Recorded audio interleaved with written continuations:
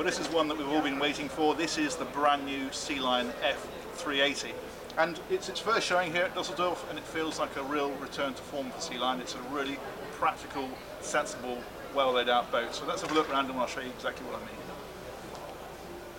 So starting off here in the cockpit, nice big space. This one's got the option of the reversible stern seat, so you can have the normal traditional transom, or you can have these backrests which flip backwards so that you've got an aft facing seat.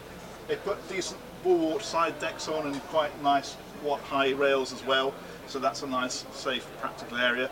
And this particular boat is fitted with the stern drive Volvo engines, either the D4s or D6s, and they're under the floor here where there's a great big hatch to access those. So here on the inside of the boat, the first thing to note is how much headroom there is. Not just here, in fact there's headroom right throughout the whole boat, even in the showers, places like that. It's fantastic. I mentioned earlier about it being a return to form. We're seeing some really good practical detailing in this boat. For example, lockers everywhere. There's lockers behind the seats here, there's lockers down here, there's a huge locker under the floor just here. They've put storage in this boat just about everywhere. The table here is bolted down, but you can have an option where you can move this into the cockpit or move it to the other side. There's plenty of seating here, and of course this will convert to a double berth as well, and a bit more seating over here on the port side. Up here at the helm there's a decent sized double helm seat just here. This is upholstered in leather as standard, and then you've got your instrumentation all laid out in front of you here, decent sized plotter, and of course your wheel and your throttle controls over here. Down here in the galley, again, it's all about storage. There's big lockers tucked in behind me just here, and on this side as well. Masses of storage down here, even storage underneath the steps and tucked in behind this area down here. There's a microwave built in, a fridge underneath that, and they put a 2-burner hob just behind me over here. This forward cabin I think is a particularly nice area. They've really got a lot of space in here, but what's interesting is it hasn't compromised the rest of the boat by doing so. Again, masses of storage, but the thing I really like in here is the attention to detail, and a perfect example is there's a little locker down here by the bed. You lift it up, there's a plug socket in there, which means at night you can plug your mobile phone in. There's a little cutout to put the cable through, and your phone can sit on top charging up next to you. Really nice idea.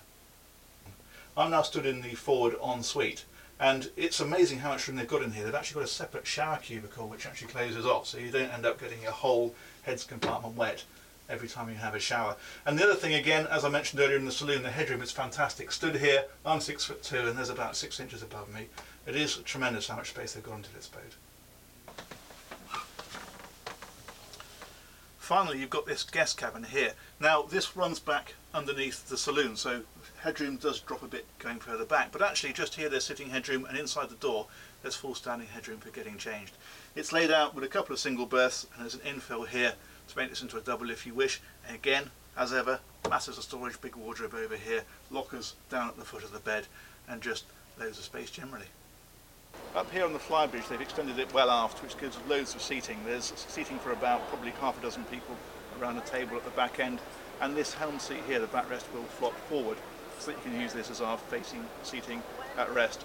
Double helm just here, there's a sunbed just there, and the backrest of that one will lift up so that can give you a bit more forward facing seating if you want it. And it's nice and deep as well. It feels safe up here. It doesn't feel like you're stuck on top of a small boat. It does feel a well proportioned area. For all sorts of reasons, of course, this is a really crucial boat for Sealine. But what's important is it proves that Hansa are a really good brand custodian. They've really cottoned on to what makes Sealine popular and what makes them right. We're looking forward to getting this boat out on the water later in the year. If it goes as well on the water as it looks here, I think we could be on for something special.